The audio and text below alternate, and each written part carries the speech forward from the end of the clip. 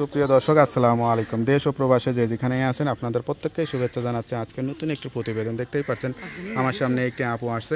আপুটা দেখতে শুনতে এক কথায় অসাধারণ ও লম্বা, দেখতেও সুন্দর। আসলে কি হয়েছে তার জীবনে বা কি বলতে চাই চলুন কথা বলে জানার চেষ্টা করি। আপু আসসালামু আলাইকুম। ওয়ালাইকুম আসসালাম। আপু আপনার নাম কি? সাথী। সাথী আপু, কেমন আছেন আপনি? আছি আলহামদুলিল্লাহ।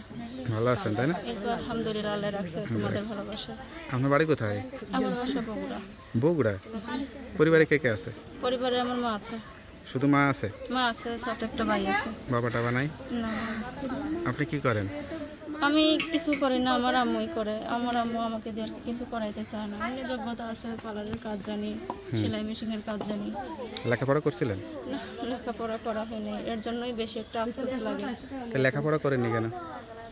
ওরকম মনে করো সিচুয়েশন আমার কপালে আসে নাই, তার জন্য করতে পারি তো না। এখন কি মনে হয় লেখাপড়া জানা থাকলে আরো ভালো কাজ করতে পারতেন, পার্লারে আমার ভালো কেউ তো আর অভিজ্ঞতা? গরিব হয়ে জন্ম নেয় না। আমার অনেক ইচ্ছা ছিল যে আমি লেখাপড়া করে যে কোনো একটা মনে করো নিজের পায়ে দাঁড়িয়ে কোনো চাকরি বাকরি করে খাবো।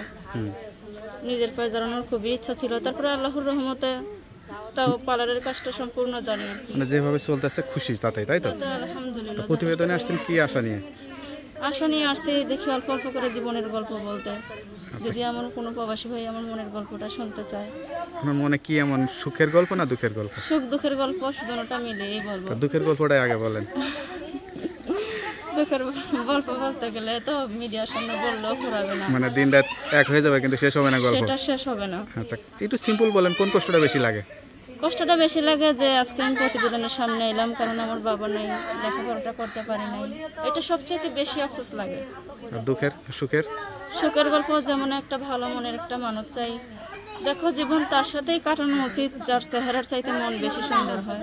এমন একটা যদি মানুষ পাই আমার জীবনে দাঁড়াবে, সারা জীবন আমার মতো হয়ে আমাকে রাখবে ভালোভাবে, যেন সবসময় বাসায় থাকতে পারি, 5 ওয়াক্ত নামাজ কালাম পড়তে পারি, বাইরে যেন আমি না যাই, আমি সেটা পছন্দ করি না।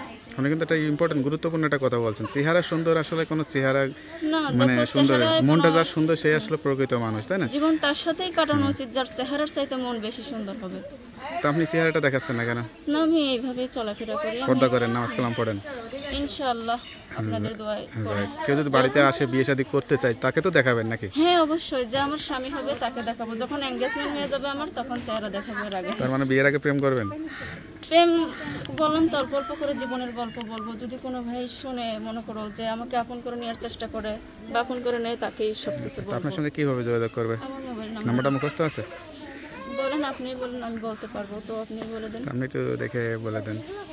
018 018 95 95 45 45 95 95 32 32 39। 39 নাম্বারটা আমার কাছে দেন, আমি আবার বলে দিই। কিছু মুখস্থ নেই, নতুন আপুর চিন্তা নাম্বারটা আমি বলে দিচ্ছি 01895459513। নাম্বারটা খোলা থাকে তো? হ্যাঁ, অবশ্যই। যাক, নাম্বারটা খোলা রাখবেন, আর যত কষ্ট হোক নামাজ কালাম পড়বেন, আল্লাহর কাছে চাইবেন, আল্লাহ আপনার মনে আশাটা পূরণ করে দেবে, ঠিক আছে? তা ভালো থাকেন, দোয়া করি। আসসালামু আলাইকুম। ওয়ালাইকুম আসসালাম।